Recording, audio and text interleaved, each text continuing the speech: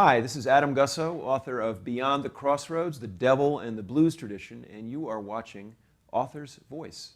I'm going to play you a little bit of harmonica.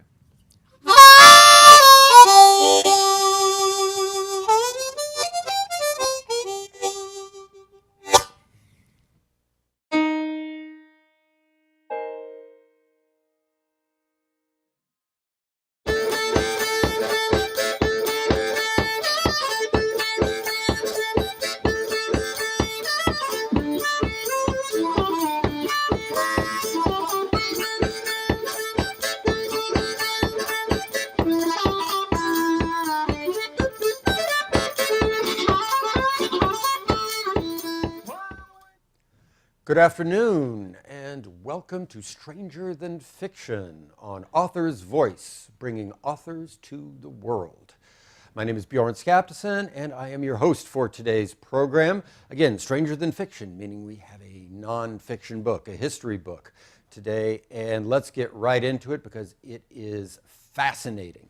The book we're going to talk about today is Beyond the Crossroads, The Devil and the Blues Tradition. Comes to us, it's by Adam Gussow, comes to us from University of North Carolina Press, 404 pages, and costs $29.95. You can order it during our program today. If you're watching this program live on Saturday afternoon on a rainy day in Chicago, you couldn't have made it in for a book signing, then you can order this book while we are talking.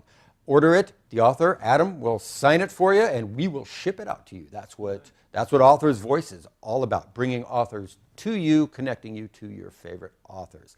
Our guest today, Adam Gussow, Associate Professor of English and Southern Studies at University of Mississippi, and bluesman.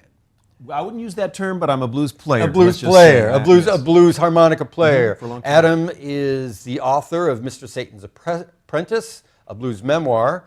Like I said, he's a blues harmonica player, has a number of albums to his credit, a number of recordings, and has previously been a member of a blues duo, Satan and Adam. And That's right.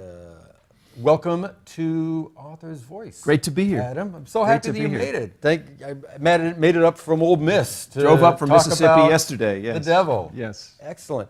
Okay, yeah, your book, the Beyond the Crossroads, The Devil in the Blues Tradition. Give us an introduction. Give us the elevator pitch. The elevator pitch. So why called Beyond the Crossroads? Well, when I told people that I was writing a book on the devil and the blues, there's two things that everybody knows or think they know.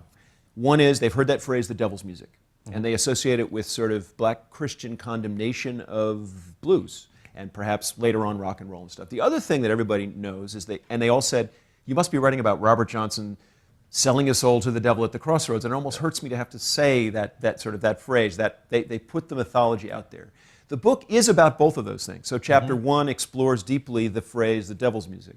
And chapter 5, which was 42,000 words, really 3 chapters in one, among other things, looks at Robert Johnson and looks at his investment in Crossroads mythology. But it's called Beyond the Crossroads because I felt that, especially the Johnson mythology, had sort of sucked the oxygen out of the room. And I wanted to go back, take a look. I completed a discography, basically, which had not been done. It's the most complete one I could make, of songs that invoked the devil, or hell, or the devil and hell, and began by saying, what categories do they fall into? So that's, and there's a whole lot besides the devil's music. There's chapter 2, 3, and 4.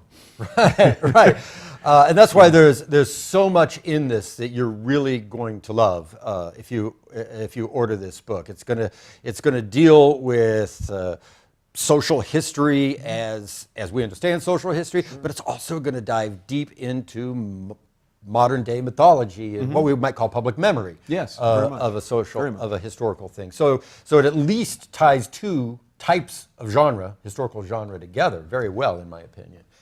But let's talk about the devil, because I think my first question, maybe it's a bit of a trap, but then again, this is the devil. Trap me. What do you mean by the devil? Because in your introduction, you make it clear there's more than one definition of the devil in the blues. It's easier for me to say, when I say the devil, obviously the devil is a personage who's invoked in a series of blues lyrics. So the devil's a character. One way of answering the question would be to say, what are the various ways that those invocations work? What powers do they give the devil?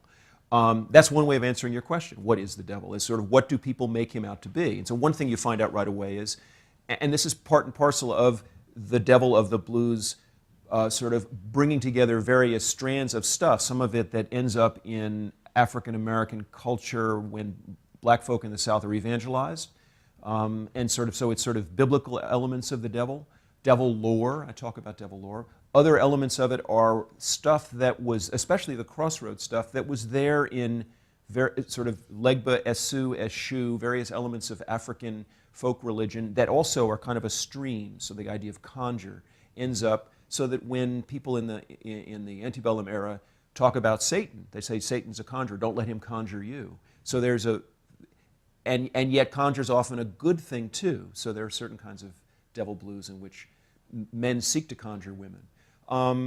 What's the devil?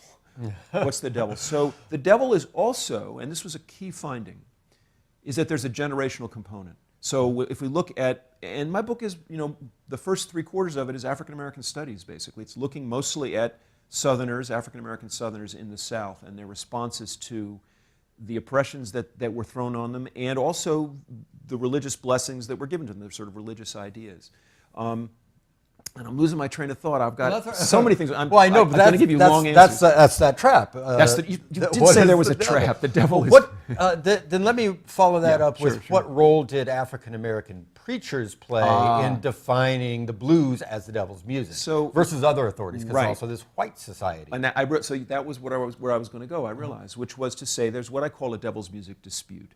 And one of the things that happens is that there's a generational divide that happens within black Southern culture between the generation from the Delta, for example, of people who built the churches, who settled the Delta when it was a wild place and tamed people, if you will, and met old-timers who played the fiddle and told them basically you got to stop playing the devil's music. That was one thing. The phrase the devil's music comes into being in the 1890s and early 1900s. That particular phrase doesn't really seem to exist. The devil's instrument, of course, does. But the devil's music. Preachers were trying to build churches, increase collections, and blues performers were undercutting that project. There's a story that's not in the book, but that's incredibly relevant. When I was about 3 years into the research, I played with a man named Johnny Billington. He's from Clarksdale. He was about 75, an African-American elder in a suit who taught blues at the Delta Blues Museum. And I said, Mr. Johnny, I said, I've heard a lot about this phrase, blues is the devil's music. And he looked at me and he said, no, no, no. And he said, by the time the preacher gets his hand on a dollar, the blues musician has had 2 chances at it. Now I knew, because I'd played with Sterling, Mr. Satan McGee, I'd played with a Mississippi-born blues performer who called himself Mr. Satan. He was very cynical about preachers. So I said, Friday and Saturday night. And he said, yeah. So from his perspective, this is one man, but from his perspective, it was about money. It was about financial competition. And I recognize that attitude. It's one of the attitudes. There's 3 sociologists who go and look at attitudes towards religion that manifested by young African Americans in the 1930s in Mississippi and elsewhere. John Dollard, Hortense Powdermaker, and Charles S. Johnson. 2 white ones, a black one. 3 sociologists all agree on the same thing. Young black folk in the Delta, Robert Johnson's generation, no longer bought that hellfire and brimstone preaching. They couldn't be scared anymore by preachers. Their behavior couldn't be held in check. There was an old woman in Clarksdale who said, I call them the new rising devil class. Now that's a memorable phrase. What does she mean by that? This young generation, they don't behave right. They stay out late, they drink, they dance to music, all of those non-sanctified things. She said, why new rising devil class? Because all they do is raise the devil. She's using the word, you say, what is the devil in my study? One thing it is, it's a brickbat that elders, ministers, and parents are using to beat down the kids. The kids' response, the blues singer's response, was several different responses. And one was to deny the charge. One was to say, they called it the devil's music, but it ain't no devil's music. And so I quote very early on Snooky Pryor, who was from Vance, Mississippi, just outside Clarksdale. And again, Clarksdale, why all this stuff happening in Clarksdale? Because back then, Clarksdale was actually kind of a happening, not urban, but it was a town with a lot of jukeboxes. With Fats Waller saying there's going to be the devil to pay in 1933. Fats Waller in that song calls out Satan in a joking way. One of my theories is that Robert Johnson, who's a hip, forward-looking modernist, he knows Fats Waller. Fats Waller's big on the Clarksdale jukeboxes. He's coming through Clarksdale. He hears a guy joking about the devil. Yeah. So my reading of Robert Johnson, we're going to get to that probably, but when he says, me and the devil was walking side by side, I'm going to beat my woman till I get satisfied. People, very good writers and scholars, sort of go, ooh, he's, and I go, no. I said, I think he's trying to say something that will accrue cool points for him among the youth, because they're all incredibly cynical. They don't buy the organized religion thing in quite the same way. Well, another thing that's happening at the same time that this young generation is coming up, they're also leaving the Delta and coming to Chicago. This is the time of the Great Migration. Yes. Right? So what connection can you draw between this Delta blues of the time, the devil and the Delta blues, and Chicago blues? The kind of thing that happens, and does Chicago affect the Delta devil, and does the Delta devil affect Chicago? Well, so there's a couple of things. So one thing that happens, actually, one of the sort of one bits of fallout from the Great Migration is that it negatively impacts the ability of Delta preachers to keep their congregations intact. So 1917, I preview a guy, or give a portrait of a guy who's the sort of head of the Archdiocese of the Mississippi Methodists, one of the many black Methodists, not AME or CME, but Mississippi Methodists. And he comes to Clarksdale, the annual meeting of the ministers from all 6 counties around Clarksdale, every year from 1917 till he disappears in about 24. And each year he starts off by saying, we're going to increase collections, we're going to build here in the Delta. And then he comes in every year and he goes, it didn't quite, I'm quoting freely, it didn't quite turn out the way I expected. Our ministers are really down on their luck. Some of them are losing 1/3 of their congregations overnight as the people vacate. People go for quest for freedom. The blues musicians are the soundtrack of that, hey baby, baby don't you want to go, kind of, let's experience your freedom by getting up and moving. And so that's one thing that happens, I think, is that the devil's music dispute in the Delta, the ministers in the Delta get kind of soured on the music and good timing and anything connected with that music, and that's one of the reasons why they associate the devil with it.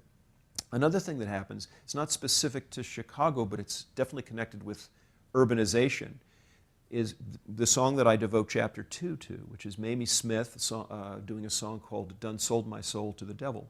It's been written about by a very good sort of Afrocentric musicologist named John Michael Spencer, in a book that's sort of the precursor to my book, a book called Blues and Evil, a very important book for my own study.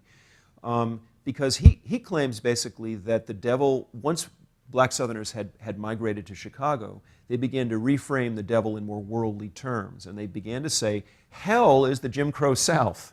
And so that's actually, and that I write about that actually in chapter 3 when I talk about the handful of songs where the white man, the devil's a figure for sort of evil Southern whiteness. And he kind of, I guess you'd say, adumbrates that idea, and I kind of say, well, what are the songs that might configure that? So I think Chicagoans are looking down south and are definitely thinking in those terms. But also, there's an anxiety. It's an anxiety that's been written about a lot by African-American scholars and others about what happens to migrant black Southerners when they get in the big city, whether it's Chicago or whether it's New York. There's a sort of anxiety about black female virtue. Some people are falling off the tracks. Others are coming and joining Pentecostal churches. And Clara Smith's song, Done Sold My Soul to the Devil, John Michael Spencer argues, and I kind of try to take it another step, but he argues that the devil's a figure for a pimp. I got lots of gold, got it from the devil, but he won't leave me alone. He follows me every trick and turn I make. Not trick and turn, but sort of every crook and turn I make. I sold my soul. So here's a woman who's bemoaning the fact that some man has her in thrall. And I don't say he's just a pimp, but potentially this is a scenario about a pimp and a woman who's fallen. The interesting thing, and this is the first song in my study, it's 1924, it's as far as I can find, it's the first devil blues song, is that in one of the verses she goes, I drink carbolic acid, I shoots a Gatlin gun. So this is a bad woman in several ways. She's a woman who's proclaiming her own fallenness, but she's also saying, I'm bad, like Michael Jackson, I'm bad, I'm a bad, I can't say that on radio, but I'm a bad mother jammer, let's just say, right? Yeah, I mean, exactly. There's many ways of phrasing that idea. And I was interested in that. I was interested in the tensions in that one song could evoke. So I'd say one of the things that my study's trying to do, to the extent that it's a cultural study, is I'm trying to give you a thick description and kind of a rich framework. Some of it's biographical, some of it's cultural study, to make sense of these lyrics. And then because I come from an English department and I like reading blues lyrics with that kind of depth, I think they're important documents that have a lot in them. I do some pretty close readings. Some people may say, you know, isn't it just music? But there's a whole bunch of these songs, and they begin to fall into categories, and you have to learn how to decode The them. answer is it's not just music. The answer is it's music. It's music. It's music. It's music. And lyrics are poetry. Lyrics are lyrics. Gosh, I'd love to stay on this topic. Got a lot. But you do introduce us with "Baby, Don't You Want to Go." That's a nice segue. Thank you. That brings us to Robert Johnson. That brings us about the person most closely associated with devil in the blues music. And Probably, yeah. selling Peter Straw is the soul. other one, I suppose, but yeah. As you point out, Yeah. they've been doing it for a long time. But as you also pointed out in the very first thing you said, when you said you're going to write about this, everyone goes, devil, Yeah. Robert Johnson. Why does Robert Johnson as a character, as a person, so closely defined in our minds, selling your soul to the devil in the blues music, the Crossroads? So there's a great book by Barry Lee Pearson and Bill McCulloch that's called Robert Johnson, Lost and Found. That's a whole sort of tracing of how the mythology gets associated with him. One of the things there's a lot of answers to this, a lot of parts of the answer. I'll try to do it really quick. So if I talk too fast, people, forgive me. Some of it is money. And when I say money, I mean some of it is investment. When I start chapter 5, I talk about the remarkable number of investments, and some of them are financial investments.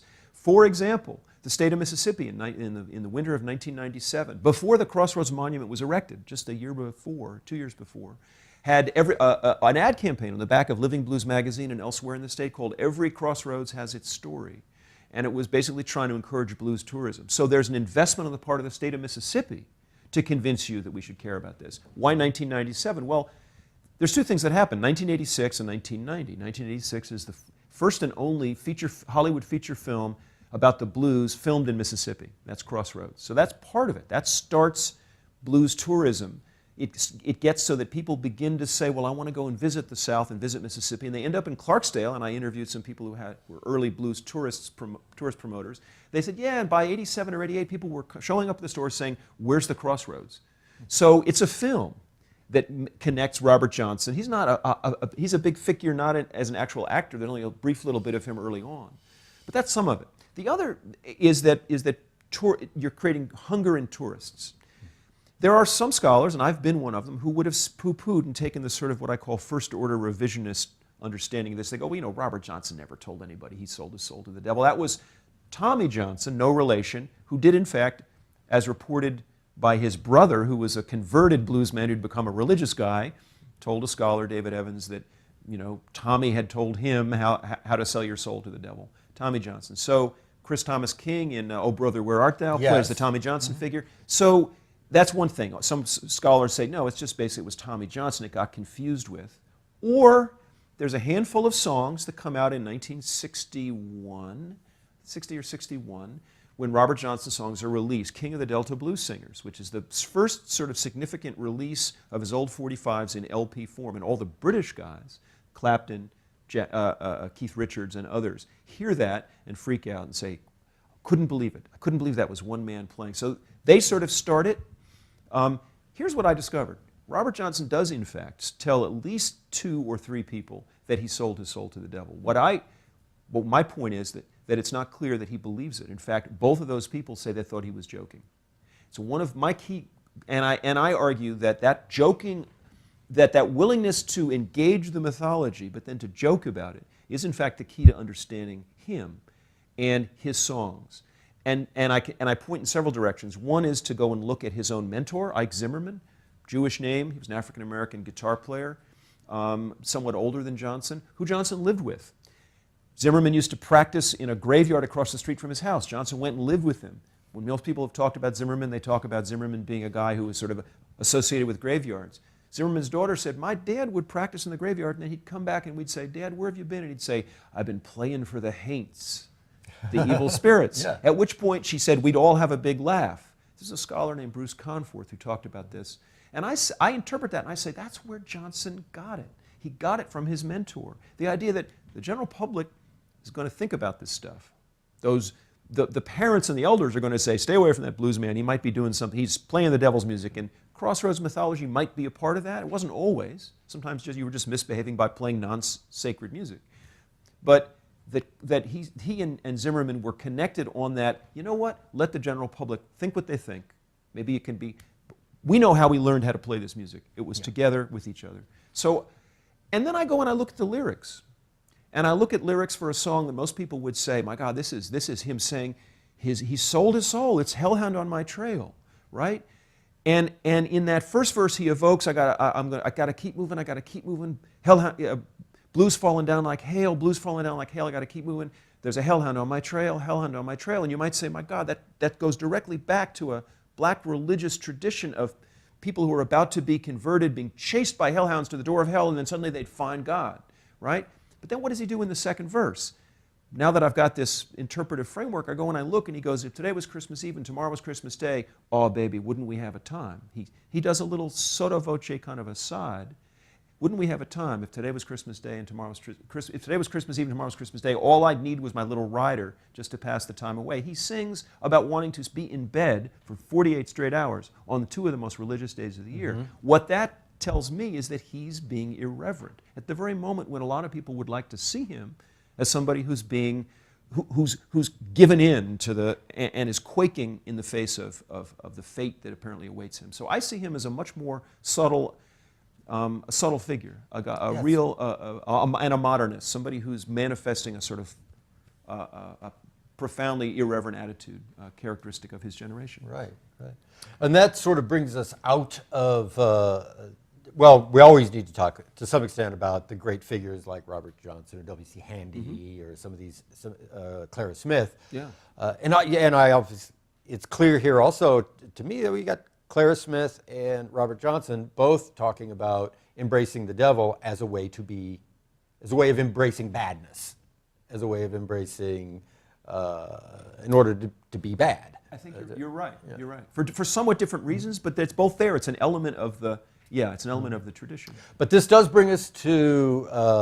Can I make one other point? Yeah, go right ahead. Which it strikes me and what's key is in my book I go back into antebellum African American music. I look at the spirituals, and I look at the figure of Satan in the spirituals. I should have thought before I started the project, I can't just start with the devil in the blues. You've got to go back and understand who is this figure, when does he emerge within black culture, right? To sort of make sense of the blues lyric tradition. But if you think back to the spirituals, although Satan shows up a whole lot, he's almost never addressed in person the way that Robert Johnson goes, me and the devil was walking side by side. Or I said, hello, Satan, I believe it's time to go, at the end of that song. The black religious tradition invoked the devil, but it didn't. It was with the blues that you suddenly have individual people saying, I've gone bad, in a way that is of a piece with a kind of public personality, right? I mean, that's what's unusual. And it's not just an African American thing, it's a transracial thing. I went and looked at what was going on with the Lost Generation. One reporter said, it was a moment when people were starting to say hell and damn a lot. White kids. Right. Because you'd had the Great War, and people were just like, we don't buy your God and country thing anymore. So the devil becomes kind of a transracial icon of misbehavior, of wickedness, with a kind of good valence, if that makes sense. Yeah. Wickedness. It does How make wicked, sense. as opposed to evil. But this brings us to this Walter Hill film in Crossroads. 1986. Yeah. And I'll admit, when I saw that you were going to write about 80 pages about a film that... Did I write that many? I don't know, but it's about a film that was not reviewed well, to put it politely. It's not a great film. It's not a great film. And then when I started reading your stuff on it, okay, I get it. It's an important film without necessarily being a good film. A good film. And also, it's an important film in some negative ways. So, tell us a little bit about how that film, 1986, the blues, the people that were playing the blues, In 1980, So, and it's getting so- recording contracts, putting out. So the movie Crossroads is there. It's what a lot of people know. It's one of the ways that Robert Johnson's mythology was sort of brought back into public knowledge. And it's the prelude to the collected hits of Johnson that come out in 1990, the big CD. So, Crossroads.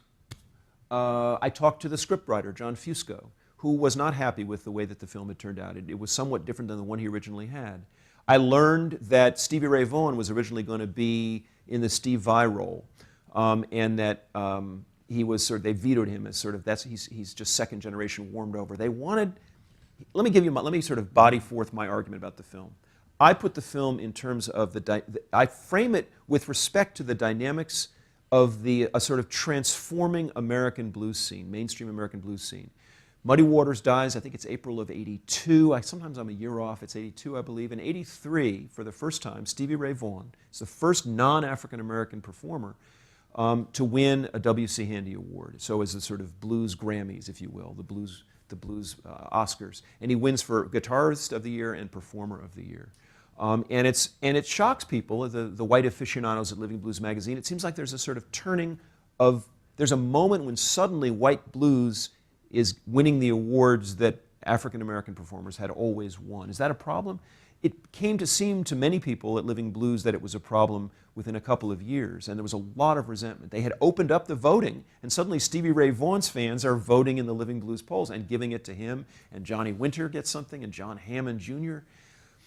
What I do is I say, take a look step back from that final scene in Crossroads, and we have Joe Seneca, Willie Brown, and we have another actor who actually, Seneca and the other actor had both been in Ma Rainey's Black Bottom on Broadway, August Wilson's play, who plays Scratch, who plays the devil figure. And each of them has a white boy. And the white boys, in the course of it, they do battle on guitars. Neither of them sings a note.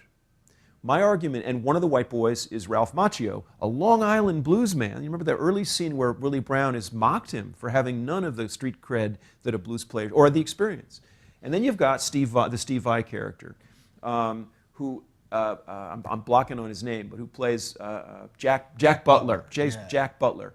This is in 1985, the movie's being filmed, is the moment when Tipper Gore is out there saying, heavy metal is the devil's music. So you've got Steve Vai, who's actually just coming into public knowledge as a sort of heavy metal guy. So that's sort of funny too, the devil shows up in that way.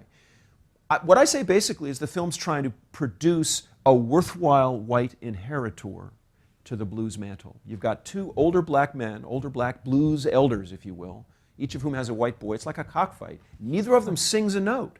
So one of my grad students recognized that, and I said, wow, that's an incredible insight. Because blues starts, mine's a lyric study. Yeah. And yet the future of the blues is about saying there's two kinds of white bluesness. One is the degraded, over-theatricalized kind of, that's the Steve Vai guy, kill him off. We don't want to be the guy who diddles over the blues. Ralph Macchio is the real blues, but there's always those scare quotes, right? And the movie produces the real blues, Ralph Macchio as the real blues, but it leaves out women. It leaves out the possibility of what was there in the culture, which is Robert Cray, which is a young black inheritor. So obviously I'll talk to your audience, I'm dealing with cultural politics. It's a profound element of what I'm dealing with, but especially in the Crossroads thing. Right. And it leaves women, obviously, so it leaves a lot of things out. Certainly leaves Clara Smith out of anybody like that. And we could go on about that too, of course, but I think the one thing I want to get to before we wrap this up is, you've already brought Clarksdale into our conversation. That's an important part of your book. It is. The last section. But the question I think I have about that, I gave it to you before, is, historically, I like this because I'm a public historian by training. Okay. So I like places. I've worked at national parks and things like that. What is the value in arguing about or identifying the exact X on the map where a fictional event occurred? So obviously I don't try to do that, right? We should point out that what I do is I try to totally deconstruct and explode for important reason, Clarksdale's claim on that particular place. And I begin with Bill Luck had just become the mayor, saying basically, Robert Johnson sold his soul to the devil at our crossroads. He says that to Robin Mead on CNN Headline News. And I say, so what's the value? Yeah. Well, within the blues touristic economy of the state of Mississippi, there's huge value, right? So there are other places that, again, I don't think that's, I mean, I can't say I don't know. I know, but no reputable scholar thinks that Robert Johnson learned how to play by selling his soul to the devil. They all think like Zimmerman. And practice and talent, right? That's how you learn how to play. And I explore some reasons for why people are invested in this. Within Mississippi, there are other, I want to say sort of likely, there's lots of scare quotes, likely Crossroads locations. There's one at near Dockery Farms. I took a film crew there because it looks really cool. It looks a lot better than Clarksdale's. And I just was lecturing on this at Ole Miss, and a guy said, well, I've talked to some people from Rosedale. They all insist it's there. And then he quoted a line from a song that was not in Robert Johnson song about, was in Traveling Riverside Blues, about going to Rosedale. I said, well, that's Clapton added that to the Johnson song. So, but somehow Rosedale feels they've got the Crossroads. The is the key thing, right? Exactly. And if you got I mean, what's interesting is there are people in Greenville who were heavily invested in blues tourism who said basically, one guy, Bill Surratt, says, you know damn well Robert Johnson didn't sell his soul to the devil. So Mississippi's had a long history of individual sort of fiefdoms, sort of city-states, if you will, sort of locations fending for themselves. It's almost like the plantation kind of thing. And so there are townships where the white elders basically were trying to make money and create blues tourism and other kinds of tourism. So I think that's the value. That's the value. Yeah. And Clarksdale has done a lot for that. At least utilize that a lot to create blues tourism. And one, on the commercial aspect, one could argue that blues tourism is good for the blues. It puts bodies in the room at the blues clubs. Yeah, but what kind of ideas do they come to the blues with, though? That's the question. So it's a yes and no. It's good for potentially putting bodies in the room, but they may come there with malformed attitudes. So my book will change the way you look at all of this stuff. That's, if I want to sell, I'll sell with that. Exactly. I'm a skeptic, and I try to drill down all the way below the floor. I want those floorboards to break up, and I want to find out what's really down there. You got the devil down there. Oh. Or you have a guy like Vic Barbieri, who's an Italian-American resident of Clarksdale, who actually wanted to do something for the town and did it for free. And he was a fan of Raymond Loewy. So he has 3 Studebakers in perfect condition. You know, Raymond Loewy, the great designer, International Harvester logo. He wanted to do the Vegas sign thing for Clarksdale. And it was the story that I tell about, and interviewing him and others, fascinating. Yeah, that is a fascinating part of the book, how this one guy who's a fan of the blues and also a local booster and wants to do something for his community. Do I have 15 seconds to say course one you last do. thing? Okay, so one of the key moments in this whole thing was when the city clerk in Clarksdale, in the mayor's office, I said, I'm looking to try to find out more about this Crossroads monument. She sent me a document, and it was a meeting, the minutes of a meeting between the mayor and the board of commissioners, and I've later met the city attorney who drafted the thing, and it was basically discussion of, and then a full draft of a resolution that they were going to try to get passed as a law. And it invoked the devil favorably twice. And I said to myself, this must be the only time in American history that an actual document of an incorporated township or other government institution invoke the devil. Usually it's, God. Yeah. Right? Yeah. In God we trust, but not the devil. It would only be Clarksdale in the moment they were trying to get the Blues Crossroads franchise. And that was the moment. To me, that made the project. I wanted to understand that document. I interviewed almost everybody who had to do with it. It was mentioned in it. Fascinating. So that's there too. Well, folks at home, I don't think we've had a better example on Stranger Than Fiction of why you need to buy the book. You've just had over 30 minutes of 2 fast-talking men trying to get into this book, and all we've done is chip the surface. It's a fascinating book about a fascinating topic with, in my opinion, a great amount of authority that comes not just from you being a professor at Ole Miss, but also from being a blues musician and player. You seem to know how to play this music. And you do know. Well, I work with Mr. Satan. You work with Mr. Satan. So even before you started researching the book. So folks at home, you can order signed copies of this book even after the show's over. You might be watching this on our archive, which is on our YouTube channel. You're watching it on YouTube. There's still a link there to order the book order it, we will ship you a signed copy of Beyond the Crossroads, The Devil in the Blues Tradition by Adam Gussow. Let me take a minute and tell you about the upcoming, I just said your name Gussow, didn't I? You said Gussow. Gussow. Gussow. Adam Gussow, by Adam Gussow. It's the devil. It's the devil. The devil's inside me, yeah. Coming up on Author's Voice, connecting authors to the world. On Lit with Love, our romance show, November 8th at 2 p.m., Molly Cox-Bryan is going to be here with her book, Macrame Murder. On Stranger Than Fiction, this show, nonfiction, November 9th at 5 p.m., Ed Gordon with Divided on D-Day.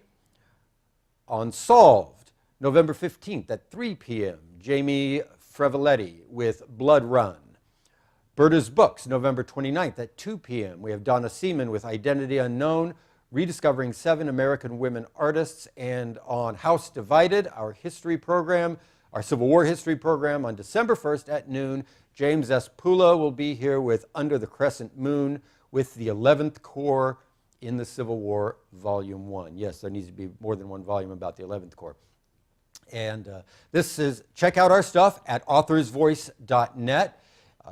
Again, if you're watching this on YouTube after the broadcast, you can still order signed books. If you are in Chicago and watching this right now, join Adam tonight at Rose's Lounge, Rose's Blues Lounge in Logan Square tonight at 8:30 to 9:45. Right? Yeah. And you'll be selling the I'll be selling the books. Too? I'm also going to be at 57th Street Books at 3 o'clock. So be So you're from here, you're heading straight down there. Yeah. Straight down there. Well, we're not going to keep you any longer, Adam. Really? Thank you so much. It's a pleasure. Pleasure to discuss this with you. Thank you to everybody at home for watching. Thank you to the staff at Abraham Lincoln Bookshop, from whence this show goes. And let's have Adam Gussow play us out with some blues licks on harmonica.